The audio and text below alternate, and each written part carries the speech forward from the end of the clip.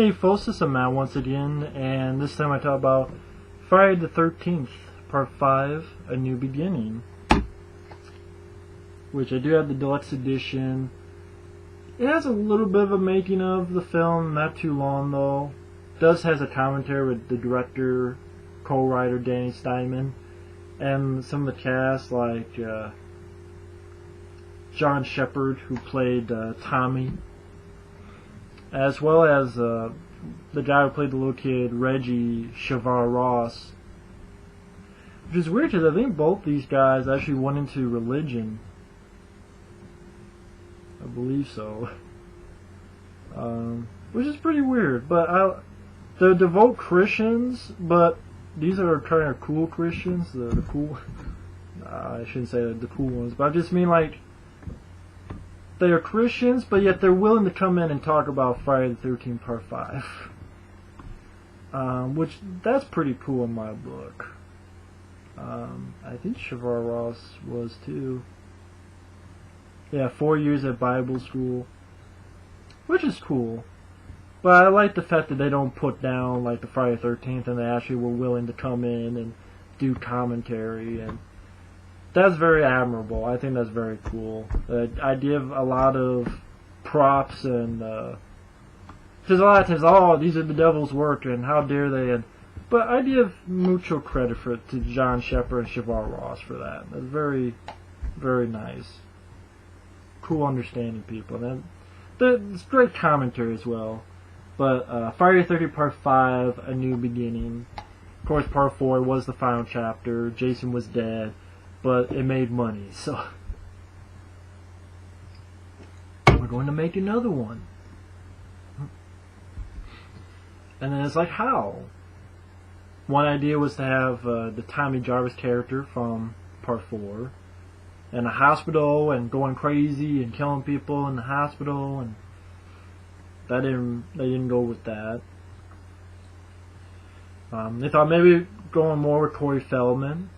But at the same time, he was doing The Goonies, so he couldn't do it. He did film a little bit role in the beginning as a young Tommy Jarvis, who finds a graveyard and Jason comes alive and he thinks about ready to get killed, but it's a dream, and the older Tommy Jarvis, John Shepard, wakes up. And John Shepard, he did a really great job as Tommy Jarvis. I think he did a really solid job. He doesn't have much to say, but it makes sense because he's freaked out. He's being pretty much put into a mental institution. I guess he's been from one institution to the other. And, you know, his mom was murdered all these years ago. He doesn't see his sister, Trish, anymore. Although I would like to have seen or known what the hell happened to his sister. But he's just been freaked out ever since then. And he's put into this sort of halfway house with all these other kind of messed up people. But even though he doesn't have a lot to say, I thought John Shepard did a lot with his expressions, with his face, with his kung fu, which I've yet to. But he made some people out there he likes, like little kid Reggie the Reckless, and Reggie's grandfather. This guy, Vernon Washington, who unfortunately I think is no longer alive, which is too bad. But yeah, the guy in The Last Starfire, that's where I remember him the most from. And you have like a few people there. Like you have this girl, goth chick type called Violet. You have this kid who kind of stutters. These two who are sort of horny toads, including Debbie Sue Voorhees, which I know my friend Effrey is a big fan of for her tits. But I gotta laugh because the funny ass scene, it's not meant to be funny, but just, you have this guy named Joey. He loves his chocolate, he's fat, and he goes up to a guy. It's a halfway house. This guy was like the type of guy who would be pissed just because you breathed on him wrong. If you flicked your fingernail near a trash can that was near his direction, he'd blow your brains out. If you farted in front of him, he would cut your dick off. Like, this is how worked up this guy is. And this is a halfway house for... And they give this guy a fucking axe. A fucking axe. They give this guy an axe to chop wood. I'm like, why would he give this guy an axe? This is like he's like, he's chopping wood like this. Can't they fucking figure out that, you know, don't give this guy an axe, please? Shit. Don't give this guy a fucking axe. For fuck's sake. It's not going to work, man. So, of course, he doesn't really, the Joey character, he doesn't really do anything wrong. He just, you know, pretty much talks himself to death because he keeps talking and the guy gets pissed and basically chops him to pieces. And they scream, and of course, he fucking gets arrested. And then you have two paramedics, one called Roy, and another guy making jokes on it.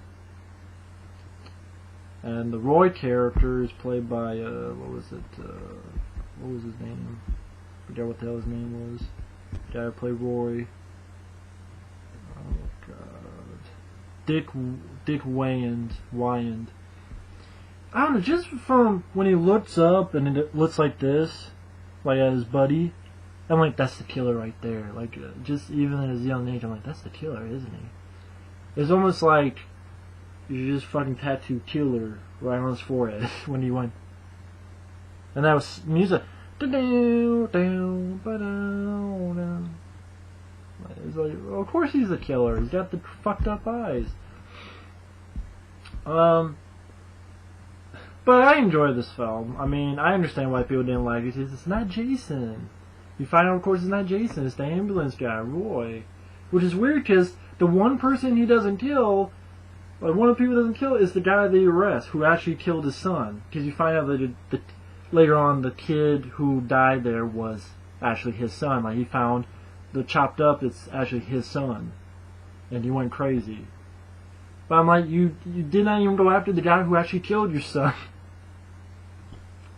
Okay, the guy who killed my son, fuck it. He's arrested, he's cool. But I won't kill everybody who had nothing to do with it.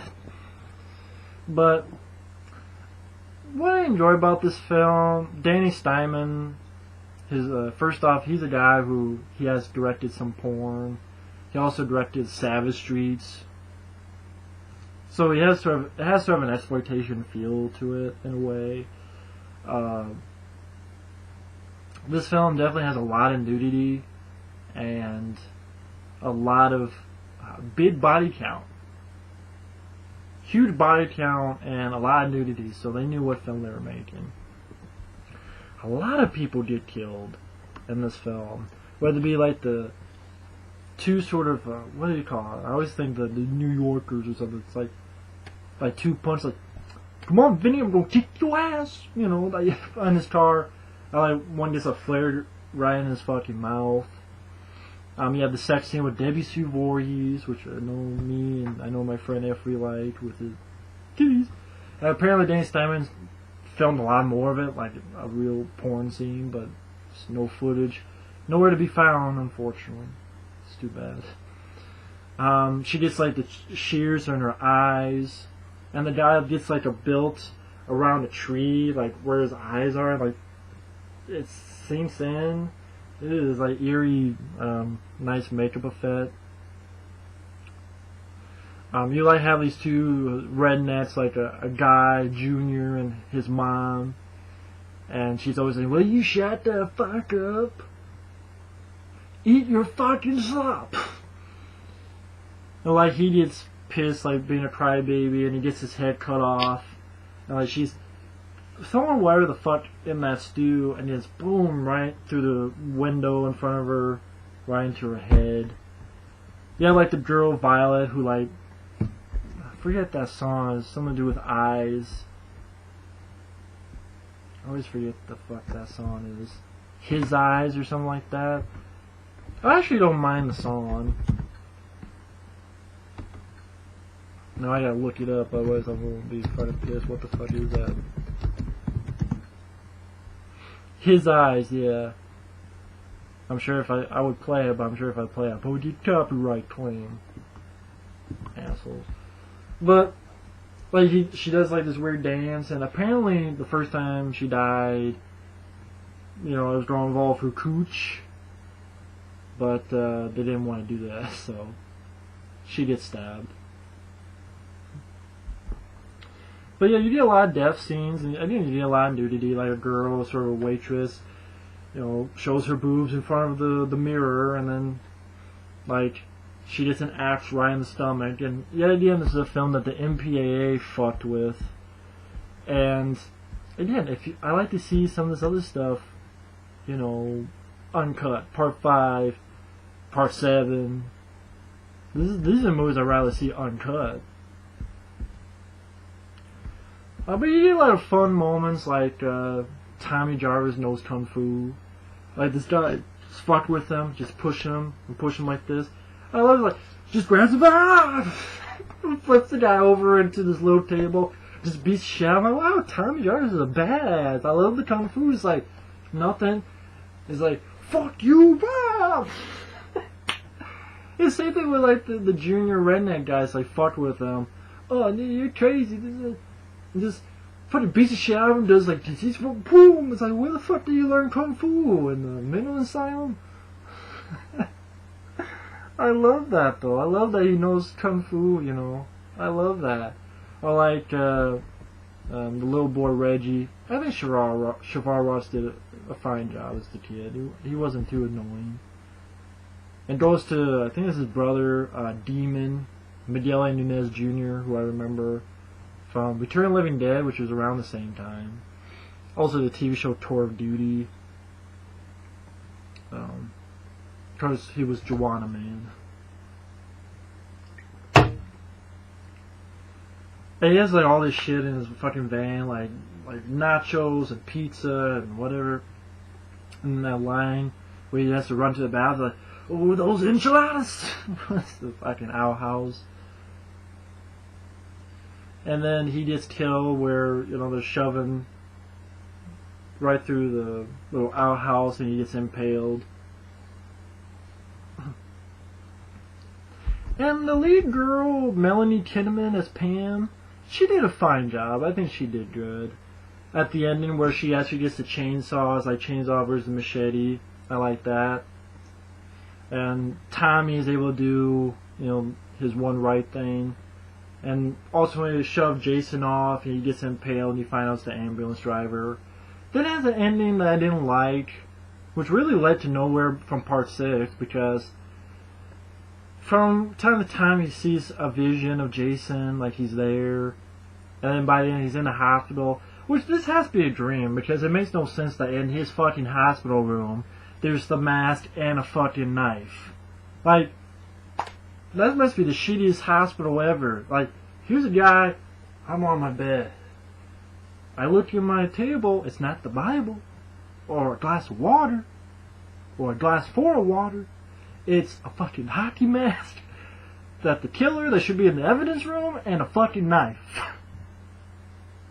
And then comes up behind Pam, like he's going to kill her, and I'm like, that's stupid.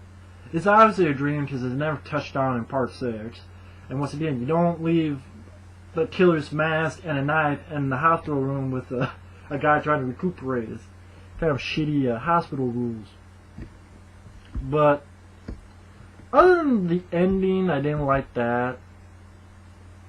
Other than that, granted, it's not Jason, but it doesn't bother me. Still a guy in a hockey mask, which you could tell because, well, because he's got the blue marks, so it's not really like Jason.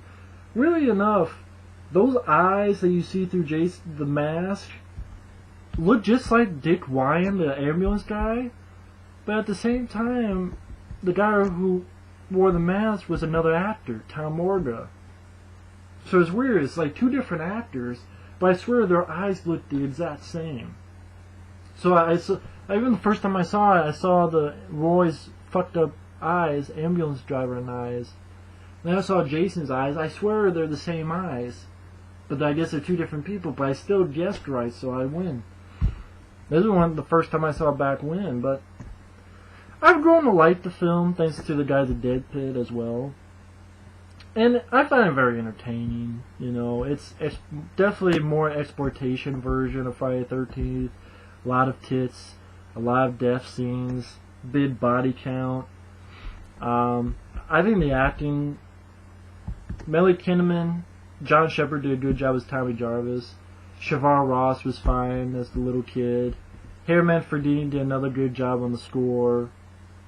You get a lot of fun death scenes and a little bit of fun comedy, like Miguel Inez Jr.'s character, Demon. I liked him. Tommy's Kung Fu. And overall, it's an entertaining film. I'm not sure what more I can say about Friday the 13th Part 5 and New Beginning. But, yeah, I enjoy the film. But either way, thanks for watching my review of Friday the 13th Part 5 and New Beginning.